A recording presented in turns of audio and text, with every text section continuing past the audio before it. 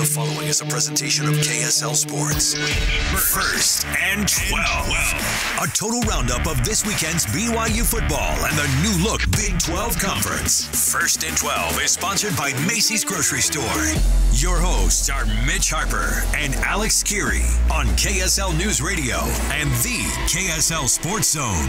Good morning, everybody. Welcome on into First and 12 here on KSL News Radio, the KSL Sports Zone, and it's powered by KSL Sports every Sunday, 10 a.m. to noon, your weekly look at Big 12 football. You heard in the show open, typically Alex Keary hosts this show with me, but he is down in Las Vegas with some F1. So he's down there doing his thing in Sin City. Joining me is my regular co-host on Cougar Sports Saturday and also my co-host on Cougar Nation Monday night, 6 to 7. He is the great Matt Baiamonte, who had a busy Saturday covering the BYU-Oklahoma game, had some broadcasting duties. Matt, good to be with you, man. Glad to be with you, Mitch, talking Big 12. Had a lot of fun doing play-by-play for the WAC volleyball tournament. Volleyball is a lot of fun. Like, it's grown on me. BYU has been great at volleyball for a long time, so it was a lot of fun. But I'm glad to be talking football, all things Big 12 with you, Mitch. It's going to be a lot of fun today because this Big 12 title race is heating up, and let's dive into it, and also that BYU-Oklahoma game in our Big 12 headlines. 12 headlines. 1, 2, 3, 4, 5, 6, 7, 8, 9, 10, 11, 12. The dozen storylines that shape this week of Big 12 football. Headline 1. Let's start with it. BYU's upset bid against Oklahoma comes up short on Senior Day as the Cougars fall 31-24. We'll break down this game a lot more in depth in the next segment, but a tough setback for BYU, who had the chance to get the upset, Matt. A tough setback would be the loss to Kansas. This was more like a gut-wrenching, heartbreaking, excruciating loss because BYU was better. But the 3 turnovers that led to 21 points for Oklahoma, they could not overcome that. And that was their best chance, I think, at getting to a bowl game, and it slipped through their fingers. Headline number 2, Oklahoma quarterback Dylan Gabriel exits with a head injury. Jackson Arnold, the 5-star quarterback, his red shirt gone. He had to step in relief of Gabriel, who reportedly had that head injury. So Oklahoma, they escaped Provo with a win.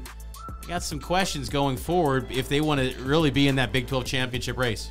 Headline number 3, their Bedlam. You can't call them a Bedlam rival anymore because that's over. That's in the past. But Oklahoma State got it done with a win over Houston. They still control their own destiny heading into the Big 12 title game. BYU plays at Oklahoma State next week, but the Cowboys did what they had to do to stay in the race. Now, headline number 4, Texas defeats Iowa State. This game had a little bit of a Big Ten West type of vibes. Weird score, low scoring. Texas kind of won a little bit of at the beginning, a rock fight, and then they pulled away late. But Longhorns staying in that playoff race, bigger aspirations than simply the Big 12 title. Big win for Texas to go into Ames and get that win. Headline number 5, 7-Eleven growing up was the thing for me. Was it for you, Mitch? It was a thing, yes. Well, for Iowa State, it's 7-Eleven has fallen off, and so did Iowa State's ground attack. They could not run the football whatsoever. The reason I brought up those numbers was, that's as many rushing yards as they had against Texas. So the rushing attack was grounded. This sounded a lot better before it came out into the mic. So I guess I could just simplify it by saying this, Mitch. Iowa State could not run the football against Texas. Big 12 newcomer of the week, Abu Sama against BYU was amazing. Against Texas, he was a no-show. That's where the 7-Eleven came from. He had 7 carries for 11 yards. Thank you for getting me back on track.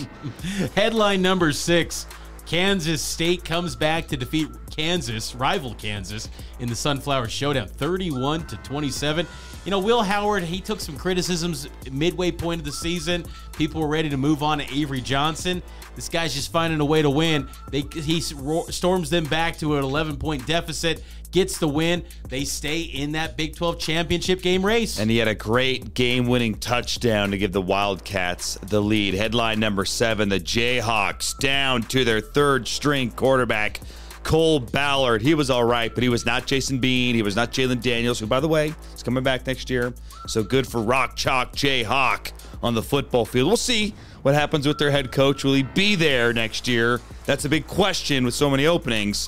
But Kansas just cannot overcome the injury at quarterback. There was a stretch in that game where I felt like they're going to win this game. Kansas State's going to be knocked out of the race.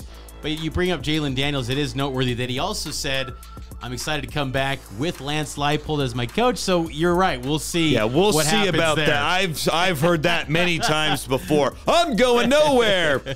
Okay, everyone. It was nice knowing you. Headline number 8, Texas Tech reaches bowl eligibility. They secure a 24-23 win over UCF. Taj Brooks, the talented running back for the Red Raiders, he runs for 182. Knights are playing tough. Credit UCF. They're one win away from bowl eligibility, but Texas Tech, I know it's a down year from the high expectations they had coming in, but at least they secure a bowl, which is what they needed to get done. In another game that has no impact on the Big 12 title race, headline number 9, West Virginia ran for 424 yards against Old Big East foe, the Bearcats of Cincinnati, 42-21. I think we've seen a theme a lot this year in the Big 12, Mitch, that these new schools, they've got a long way to go to get to the likes of West Virginia, who West Virginia's nice. They're okay. They're not going to be competing for a Big 12 chip anytime soon, and they're rolling through some of the new 4 teams. They have just been putting up some eye-popping numbers on the ground against those Big 12 newcomers. Headline number 10, speak about newcomers having big performances. Josh Hoover, we remember this guy. He torched BYU what feels like a lifetime ago. He came to life again, this time in the Blue Bonnet Battle. Do you like that name? I hate that name. Yeah, the Blue Bonnet Battle. I was kind of more the Where did that come rivalry. from? I think it was maybe a concoction of, hey, Red River's going out the door. Now we need to bring in some sort of rivalry name. Blue Bonnet is the best we could come up with. Isn't that an ice cream brand? Bluebell ice cream? Blue Bonnet sounds like it'd be a good ice cream, though. Maybe get a Dr. Pepper flavor. But Baylor falls to TCU as Josh Hoover puts up some big numbers. He threw for over 400 yards as the Horned Frogs, they roll through the Bears and get that Blue Bonnet Battle. Headline number 11, and this really hits home for me. Big 12 tiebreakers are confusing everybody. I don't understand, actually, how this is going to play out. I think I understand that Texas is in there. And after that, Mitch, I need your help as the resident expert here. Help us make sense of what's happening after that. So here's where it stands heading into the final week of the regular season in the Big 12. Number 1, as you said, Texas, they're atop the rankings here heading into the Big 12 championship game. Number 2, it's Oklahoma State because of that tiebreaker rule that was not added according to the Big 12, but it was kind of added by the bylaws. They defeated Kansas State and Oklahoma earlier this year, so based on the round-robin head-to-head matchups, Oklahoma State, are in the number 2 spot. Number 3, Oklahoma. Number 4, Kansas State. And then number 5 is Iowa State, who drops to 5-3. So that's your top 4 teams heading into the final weekend. And headline number 12, those 4 teams are vying for a chance to play in Arlington in the Big 12 championship. But more importantly, win the WWE Big 12 belt. Do you like this move? I hate it. What? You hate this? It's stupid. It's a gimmick. I mean, I was all for the turnover chain, sit on the throne, do all that crap after a turnover, but a belt for a championship? Give me a break. Hey, this is not only a belt, this is a WWE, the world champion belt. Shoo, don't care. You were not a fan of The Rock growing up as a kid, Stone Cold Steve Austin? I was too busy playing NCAA football, drinking Mountain Dew, and playing sports. I didn't have time for WWE. Can I just say, you got Nelly. You got WWE. How lit is the Big 12 championship game going to be? If it was I cannot 1999 or 2001, it'd be a little more lit than it. Come on, Nelly. Stomping on my Air Force One, big boy. Let's go. All right, we got to take our first time out. That's your Big 12 headlines. Here on First and 12, he's Matt Baiamonte. I'm Mitch Harper. Matt's filling in for Alex Curie, who's down in Las Vegas. We're taking a break. We'll break down the BYU game next as the Cougars follow the Sooners. What went wrong for the Cougs? We'll break that down right here on First and 12, and it's powered by KSL Sports.